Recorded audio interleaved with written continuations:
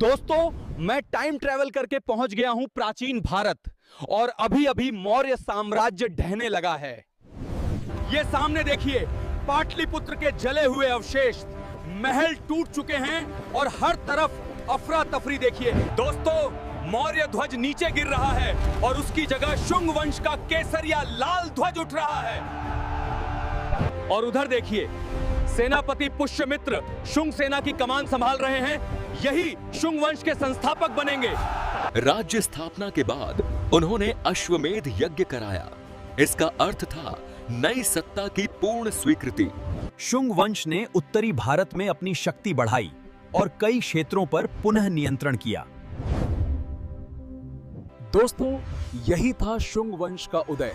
मौर्य के अंत के बाद एक नए युग की शुरुआत। दोस्तों, ये है शुंग वंश की शुरुआत। ऐसे ही AI इतिहास व्लॉग्स के लिए मैं हूं बिहार को सब्सक्राइब कर लो।